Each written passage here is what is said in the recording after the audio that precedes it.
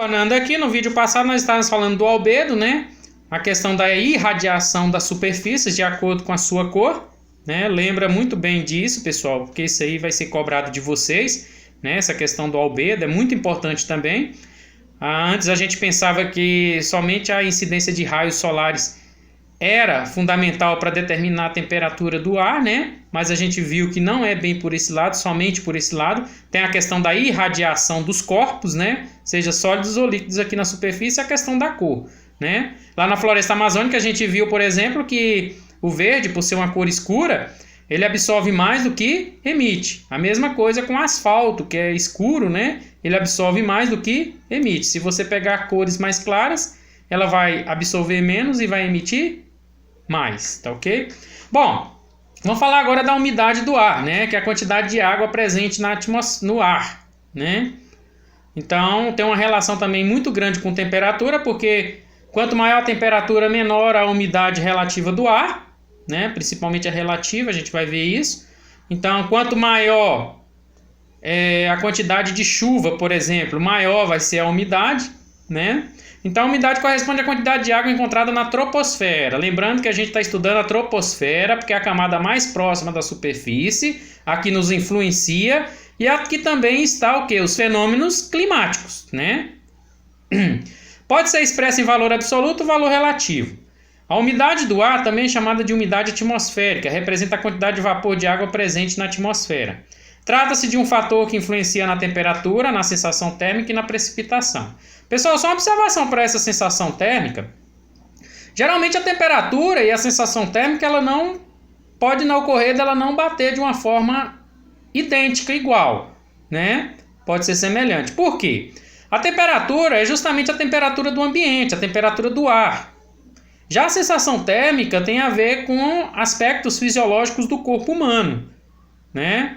Às vezes, por isso que nós temos pessoas que sentem mais frio e pessoas que sentem mais calor. Existe uma diferenciação térmica do corpo, tá? Por isso que a sensação térmica ela é diferenciada da temperatura. Às vezes você fala, no Rio de Janeiro está 40 graus, mas a sensação térmica é de 45. Ou seja, o abafado que está, o calor que está, pode chegar... Não é que vai chegar a temperatura de 45. É a sensação corpórea, né, que é a sensação térmica, pode ter essa previsão de chegar a 45 graus, né? Por sua vez, a umidade do ar é influenciada por diversos fatores, como a maritimidade, certo? As correntes marítimas, né? Pode influenciar. Como eu falei no caso do Rio de Janeiro, você tem 40 graus, mas por ser litoral, a sensação térmica pode ser até menos, devido a essas correntes marítimas aí que influenciam. A continentalidade, de repente aqui em Goiás, que não tem mar, tem 30 graus e lá no Rio de Janeiro 40, mas aqui com 30 graus você está sentindo muito mais calor do que no Rio de Janeiro, porque aqui não tem brisa marítima. A brisa marítima ela controla esse processo, né? As massas de ar, o tipo de vegetação, a vegetação também influencia, né? Ela diminui muito a questão da temperatura, principalmente nos grandes centros urbanos, né?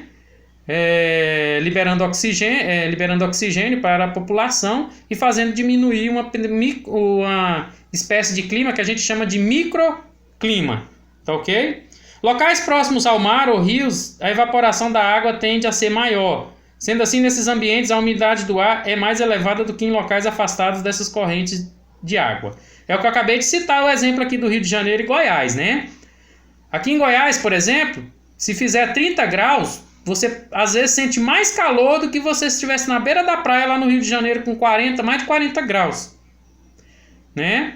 A sua sensação térmica aqui é maior, em termos de temperatura, do que lá. Por quê? Por causa desses fatores aí da maritimidade, por exemplo, que acontece lá no Rio de Janeiro, e da continentalidade que acontece aqui conosco. Né?